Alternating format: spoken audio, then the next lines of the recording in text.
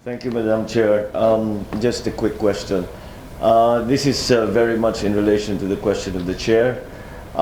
In your view, sa inyo po, Secretary Gasmin, ano yung ibig sabihin ng sinabi ni President Obama na hindi makakapangako ang Estados Unidos na makipaglaban sa kahit na sinong umatake sa Pilipinas? Ang nasabi mo kanina ay pagka may nangyari na gano'n, nagkaputukan, ay mahihila natin ang Amerika para tayo'y tulungan. Ngunit sinabi niya, maliwanag na maliwanag, that the United States cannot promise that it will go to war if the Philippines is attacked. So, ano sa kaya't napuna ko rin na sa inyong salaysay ay pinag-usapan lamang ninyo ay training at saka pagpatibay ng ating mga AFP at saka yung pagpaganda ng ating maritime security. Hindi natin napag-usapan kung ano ba talaga ang inaasahan natin sa Amerika. Dun sa sinabi ni President Obama nung kanyang bisita rito, ano sa palagay ninyo ang ibig sabihin nun? Na hindi makapangako ang Amerika na sila ay lalaban para sa Pilipinas kung tayo man ay inatake. Ang sabi po ni President Obama, ang commitment ng US ay ironclad. Ibig sabihin, matatag matibay yung kanilang commitment sa atin. Ngayon,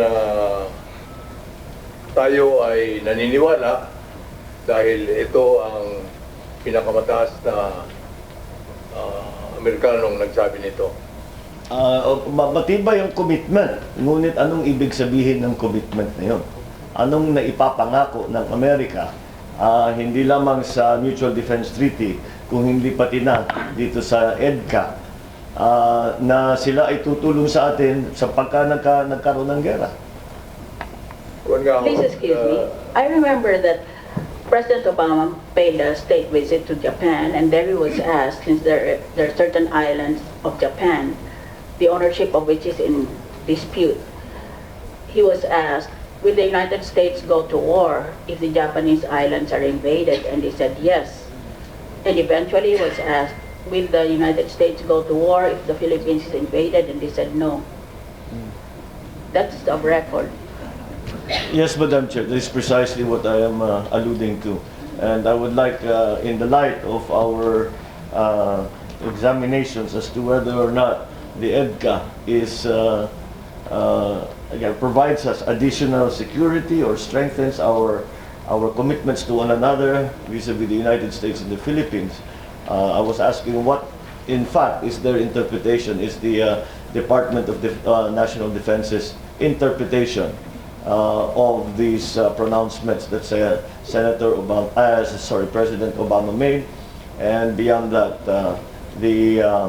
what we have in the EDCA as to what exactly the response of the United States will be should we find ourselves in a shooting war. Well, right now, Your Honor, we use EDCA as a deterrent to any threat to our security. As we are using this, we continue to fill in the gaps through our modernization program. Well, a deterrent, ibig sabihin na parang hindi naman nananakot o nagsasabi na huwag kayong lumaban sa amin dahil lalabanan namin kayo.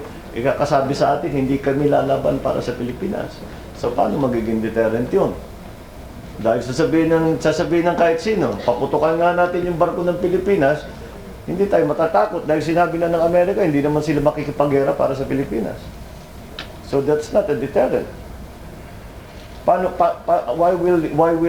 will a aggressive power have second thoughts or be afraid of attacking us when nobody is going to come to defend us except our own armed forces?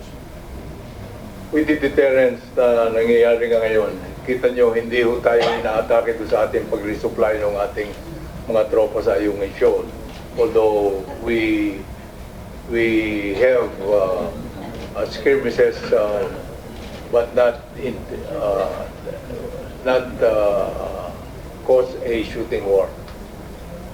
Thank you, Mr. Secretary. I think that is due to the bravery and skill of our own servicemen. I don't think the Americans played a part in that, but never mind. And if that is your interpretation. Thank you, Madam Chair. That is the main purpose of the agreed locations for to improve our maritime security, to help in the organization of our military exercises together with the United States. However, in Article 6 of the agreement of EDCA, it speaks mostly of prepositioning. And prepositioning, I take to mean, is simply the forward positioning of material so that when there is a deployment in that part of the world, that this material need not come from a distance far away in the United States. I am reminded of the prepositioned material that you see in a place like Hawaii, where there are acres and acres of military equipment just waiting to be deployed should there be a need. And furthermore, it is in paragraph 3 of Article 4, it reads, the prepositioned material of United States force shall be for the exclusive use of the United States force, and full title, such equipment, supplies, and material remains with the United States. The United States will have control over the access to and disposition of such prepositioned material, and shall have the unencumbered right to remove such prepositioned material at any time from the territory of the Philippines. This is implying that this prepositioned material in the Philippines agreed locations is for war. And it is not to do with training, it is not to do with increasing the Philippine Armed Forces capability, but merely it is using the agreed locations in the Philippines should there be a need to prosecute a war in our part of the world, which will and the prepositioning of this material will be clearly for the use only of United States forces. Surely that implies that this is now a U.S. base. Soljan or Yusek Batino? We would like to make emphasis on the pertinent phrase in paragraph 1 of Article 4 that requires the prepositioning of and storing of defense equipment to go through bilateral security mechanisms, and such as the Mutual Defense Board and the Security Engagement Board. This clearly provides that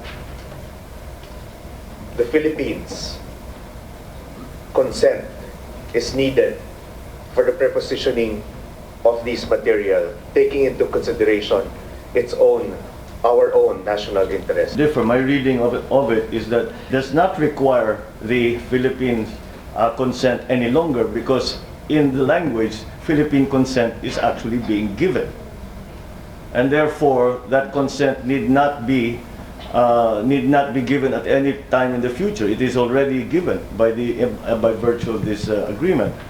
So there is no bilateral consultation in any way. Dahil binigyan na natin ng karapatan na sige, magpasok kayo ng kung ano yung gusto ninyo. Na mailagay ninyo dito sa mga agreed location, mga gamit na hindi naman magagamit ng mga sundalong Pinoy. So, paano hindi naging base yan? Parang it looks to me, it sounds a lot to me like a base, because it is precisely the kind of activities that they do on bases on American soil. Kaya nga, hindi napapag-usapan natin na maraming nababanggit tungkol nga sa training, capability, disaster relief, okay, lahat yan. Pero maliwanag na maliwanag, meron silang may bahagi nung agreed location na para sa Amerikano lang. At tayo naman ay pumayag.